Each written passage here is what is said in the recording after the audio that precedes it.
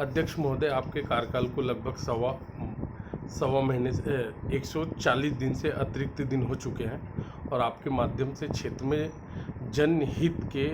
कौन-कौन से कार्य किए गए हैं जिसका उल्लेख किया जा सके?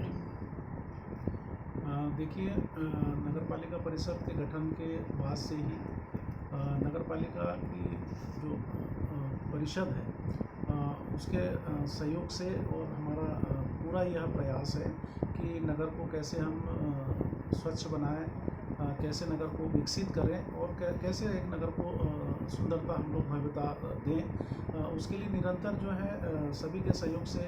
योजनाबद्ध तरीके से नगर पालिका परिषद सारनी कार्य कर रही है, जिसमें जो जो कार्य यहाँ पर छूटे हुए थे ऐसे कार्यों को हमने चिन्हित किया और उसमें सर्वप्रथम यहाँ पर जो चीज़ें हमारे सामने आई उसमें बिजली की बहुत भयंकर समस्या यहाँ पर निरंतर देखने को मिली है और उस पर निरंतर जो कार्य हुए हैं उसमें लगभग पातागढ़ा के और शोभापुर के सभी वार्डों में, सारनी के कुछ वार्ड थे उन सभी वार्डों में बिजली विस्तारीकरण का कार्य लगभग अंतिम चरणों में हमारा चल रहा है और सोमवार के दिन लगभग 5 वार्डों में हम बिजली का लोकार्पण भी करेंगे और जनता जिससे परेशान थी तो उनको 24 घंटे लाइट उपलब्ध हो जाएगी। नगर पालिका परिषद सारनी के 36 वार्डों में सबसे बड़ी समस्या जो वर्तमान समय में है वो पेयजल की है। वर्ष 2017 में जल आवर्धन योजना के अंतर्गत 1 अरब 2 करोड़ रुपए की लागत से परियोजना चालू की गई। इस परियोजना को 2019 में पूरा किया जाना था, लेकिन यह परियोजना अपने निर्धारित समय से 4 वर्ष विलंब में चल रही है। तो पेयजल घरों तक पहुंचाना और जल आवर्धन के माध्यम से 30 मार्च 2023 संभवतः आपने कहा था कि इस समय अवधि तक झुग्गी बस्तियों में पानी पहुंचा दिया जाएगा। तो क्या 31 मार्च तक झुग्गी बस्तियों में पानी की व्यवस्था हो पाएगी? देखिए, जब से नगर पालिका परिषद का बनी है और जब से हमने पदभार ग्रहण किया है तब से निरंतर मैं जो है जल आवर्धन योजना की मॉनिटरिंग कर रहा हूँ और चूँकि पानी की बहुत जटिल समस्या है और आगामी समय में गर्मी का समय आने वाला है, गर्मी के समय में भयावह स्थिति रहती है और नगर पालिका परिषद के पास में कुछ निश्चित तौर पे पूरे 36 वार्डों में पानी सप्लाई के लिए हम लोग टैंकरों के माध्यम से करते थे। कुछ वार्डों में हमारी पानी की सप्लाई की लाइन बिछी हुई है, लेकिन उससे पर्याप्त रूप में हम उसको पूरा नहीं कर पाते थे और एक सरकार की बहुत महत्वाकांक्षी और अच्छी योजना जल आवर्धन योजना जो है हमारे नगर पालिका क्षेत्र को मिली थी। उसके लिए मैं केंद्र सरकार की, राज्य सरकार को बहुत बहुत धन्यवाद भी दूंगा और उस योजना में लंबित हुई, देरी भी हुई, लेकिन जब से पदभार ग्रहण करने के बाद में मैंने निरंतर उस पर मॉनिटरिंग की और मॉनिटरिंग करने के बाद में हमने एक संकल्प लिया कि इस गर्मी के पहले हम सभी को जो है पेयजल की सप्लाई करेंगे और उसी के तहत जलावर्धन का लगभग कार्य जो है पूर्णता की ओर है और 31 मार्च के पहले जो है उसकी पानी की टेस्टिंग हम लोग जो है प्रारंभ कर देंगे और पानी की टेस्टिंग प्रारंभ होने के बाद में चूँकि कुछ बीच में लीकेजेस वगैरह भी आते हैं उनके, तो उसको कंप्लीट करते 3 महीने तक सभी को निःशुल्क पानी भी दिया जाएगा और 3 महीने के बाद सुचारू रूप से वो इस योजना को जो है प्रारंभ कर दिया जाएगा। अपना जो क्षेत्र है वो इंडस्ट्री एरिया है। अपने यहाँ सबसे बड़ी समस्या स्वास्थ्य को लेकर बड़ा विकराल रूप रहा है, शुरू से रहा है। चूँकि आप वेस्टर्न कोलफील्ड लिमिटेड पाताखेड़ा में रहे हैं, आपके पिताजी WCL में कार्यरत रहे हैं, तो आपको स्वास्थ्य से रिलेटेड कोई दिक्कत नहीं हुई। लेकिन जो झुग्गी झोपड़ियों में गैर कामगार रहते हैं उनका उपचार ना तो WCL के अस्पताल में होता है, ना ही MPB के अस्पताल में होता है। ऐसी स्थिति में नगर पालिका परिषद सारनी के माध्यम से स्वास्थ्य व्यवस्था को लेकर क्या प्राथमिकता होगी? देखिए, स्वास्थ्य को व्यवस्था को भी बेहतर बनाने के लिए हम लोग निरंतर प्रयास कर रहे हैं। उसमें हमारे क्षेत्र के आदरणीय विधायक जी के माध्यम से भी हम निरंतर कई बार जो है आदरणीय मुख्यमंत्री जी से, स्वास्थ्य मंत्री जी से मुलाकात करके उस दिशा में भी हम लोगों ने कदम बढ़ाया है और यहाँ पर निश्चित तौर पे MPB का इलाका और WCL का इलाका होने के कारण MPB का हॉस्पिटल और WCL का हॉस्पिटल चलित है और उन दोनों अस्पतालों में स्वतः ये है कि वहाँ जो कर्मचारी है उनको इलाज मिलता था और जो हमारे प्राइवेट भाई बहन हैं उनको नहीं मिल पाता था, उस दिशा में भी हमने कदम उठाते हुए आगे बढ़ते हुए, जैसे सारनी में एक पाटागढ़ा में 1 नंबर वार्ड में एक शासकीय क्लिनिक प्राथमिक स्वास्थ्य केंद्र संचालित है। उसके साथ साथ उसी को बढ़ाते हुए आगे प्रेमनगर पाथाखेड़ा में भी एक प्राथमिक स्वास्थ्य केंद्र जो है वहाँ भी एक प्रारंभ है। उसके साथ ही हमने शासन से मांग की थी 3 संजीवनी क्लिनिक हमको मिली है, और 3 संजीवनी क्लिनिक में एक संजीवनी क्लिनिक हमारी ये तहसील ऑफिस के बगल में 11 नंबर वार्ड में, उसका हम सोमवार के दिन भूमि पूजन करेंगे। दूसरी एक हम पाथाखेड़ा में एक संजीवनी क्लिनिक हमारी खुल रही है, जो कि वार्ड नंबर 14 गायत्री मंदिर जो प्रांगण है उसमें उसका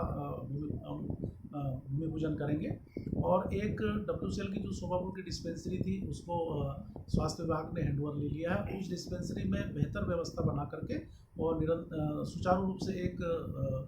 क्लिनिक वहाँ पर संचालित की जाएगी, जिससे कि तीनों जो हमारा एरिया है, तीनों एरिया में स्वास्थ्य लाभ सभी मतलब जो प्राइवेट कर्मचारी हैं उन लोगों को मिले और बेहतर व्यवस्था बन सके, उसका हम लोग प्रयास कर रहे हैं। नगर पालिका परिषद सारनी में सारनी पाथाखेड़ा सूबपुर में मोक्ष धाम की सबसे बड़ी समस्या है। नगर पालिका परिषद सारनी के माध्यम से सारनी में तो मोक्ष धाम की बेहतर व्यवस्था कर रखी है, लेकिन पाथाखेड़ा और जो शोभापुर है मोक्ष धाम की सुविधा से वंचित है। इस जो जटिल समस्या है, इस तरफ आपका क्या रुझान रहेगा? आपने बिल्कुल सही कहा कि सारनी का नगर पालिका क्षेत्र के 36 वार्डों में तीनों एरिया में मोक्ष धाम की स्थिति वास्तव में मतलब दुखद है। और कहीं ना कहीं क्या है कि फॉरेस्ट की ज़मीन होने के कारण थोड़ी अड़चनें और दिक्कतें उस चीज़ में आई हैं, लेकिन उनको हमने दूर करने का हम प्रयास कर रहे हैं। अभी हमने पिछले बार जो DPR वगैरह बनी थी, वो DPR में जो है बहुत सारा हमने सुधार किया है। सुधार करने के बाद में जो हमने नए सिरे से उसको अभी NOC के लिए अप्लाई किए हैं, तो उसमें हमारे सारनी के मोक्षधाम है, कब्रस्तान है, और जो हमारी ईसाई कम्युनिटी है उनके लिए जो कब्रस्तान है उसके लिए पाथाखेड़ा में भी मोक्षधाम कब्रस्तान, शोभापुर में, इस तरह से तीनों एरिया में मोक्षधाम और कब्रस्तान को हम लोग जो है डेवलप करने का इस बार हमारा संकल्प भी है और हमारा प्रयास है। उस दिशा में हमने फॉरेस्ट से जो है NOC के लिए अप्लाई कर दिया है, और जितनी जल्दी से जल्दी हमको NOC प्राप्त हो जाएगी उसके बाद हम निश्चित तौर पर तीनों एरिया में उसको सुचारू रूप से बना करके एक बेहतर व्यवस्था बनाएंगे। नगर पालिका परिषद सारनी के 36 वार्ड में वर्तमान समय में सबसे जटिल समस्या जो मुंह बाकर खड़ी है वो लोगों का पलायन होना, युवाओं को रोजगार के संसाधन उपलब्ध ना होना। प्रदेश के मुख्यमंत्री के माध्यम से 2 बार Madhya Pradesh power generating company की स्थापना की घोषणा की जा चुकी है। आमला विधानसभा क्षेत्र के विधायक डॉक्टर योगेश पंडागरे जी के माध्यम से इस पे लगभग लंबा प्रयास किया गया। इस विषय पर माननीय विधायक जी के साथ, सांसद जी के साथ सामंजस्य बनाकर आपका क्या रुख होगा कि क्षेत्र के युवाओं को रोजगार के संसाधन उपलब्ध हो पाए? देखिए, निश्चित तौर पर एक चीज़ तो ये कि इंडस्ट्री एरिया हमारा है, तो वहाँ कहीं ना कहीं जब रिटायरमेंट होता है तो ये स्थितियाँ आती है कि लोग यहाँ से रिटायरमेंट के बाद अपने गाँव चले जाते हैं, शिफ्टिंग होती है। और लेकिन उस चीज़ को भी हम, जैसे यहाँ पर जो लोग निवास कर रहे हैं, जैसे उनके सहारे से बहुत सारे प्राइवेट लोग यहाँ निवास करते थे, उनका कुछ ना कुछ वर्क चलता था, लेकिन प्लांट की स्थिति और माइंस की स्थिति में थोड़ा सा गिरावट आने के कारण यहाँ पे ये स्थितियाँ पैदा हुई। लेकिन निरंतर हमारे क्षेत्र के लाडले विधायक माननीय डॉक्टर योगेश पंडागरे जी के साथ मैं खुद हमारे जो CM साहब हैं आदरणीय शिवराज सिंह चौहान जी से लगभग 5 से 6 बार मैं खुद मिला हूँ, और इस क्षेत्र की जो समस्या है, इस समस्या से मैंने आदरणीय विधायक जी के नेतृत्व में उनके माध्यम से CM साहब से को अवगत कराया भी है। और हमें उम्मीद है, हमने यहाँ पे 660 मेगावाट की लंबे समय से एक मांग चल रही थी, तो इस वर्ष मार्च के इसमें बजट में हमारा पूरा विश्वास है कि 660 की यूनिट जो है बिजली की सारनी क्षेत्र को इस बार मिलेगी। और दूसरी चीज़ है कि कोयला खदानों की जो बात है, तो कोयला खदान में 3 खदान जो था, मतलब तवा 3, गांधीग्राम और शक्तिगढ़, ये तीनों का जो प्रोजेक्ट है वो लगभग फाइनलाइज कंडीशन में आ गया है। रोडों का काम भी लगभग चालू है वहाँ पर, और जैसे ही अप्रोच रोड का काम लगभग कंप्लीट हो जाएगा, जहाँ पर मोहरा खुलना है, तो एक रोड कंप्लीट होने के बाद में उसका भी हम जल्द से जल्द प्रयास हमारा है विधायक जी के नेतृत्व में कि जल्दी से जल्दी उसका हम लोग क्या है कि भूमि पूजन करा करके तीनों माइंस भी यहाँ चालू हो जाए और पावर प्लांट भी हमारा ये है कि 1-2 महीने में उसका भी हम लोग भूमि पूजन करा दें। क्षेत्र की महिला आत्मनिर्भर बन सके, इसको लेकर नगर पालिका के माध्यम से क्या योजना तैयार की गई है जिसमें आपकी सहभागिता मजबूती से प्रस्तुत किया जा सके?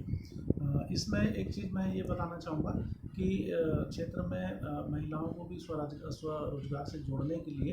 एक अच्छी पहल मध्य प्रदेश सरकार के द्वारा भी की गई है और उस दिशा में हम लोग भी कदम उठा करके आगे बढ़ करके उसमें काम कर रहे हैं। तो नगर पालिका परिषद सारनी के माध्यम से अभी इस बार लगभग 100 स्व सहायता समूह का गठन यहाँ पर हम लोग करवा रहे हैं और उन सभी स्व सहायता समूह को 2 या 3 महीने बाद शासन की तरफ से 10-10 हज़ार की राशि उनको दी जाती है जिससे कि वह स्व सहायता समूह को चला सकें, उसको रनिंग अप कर सकें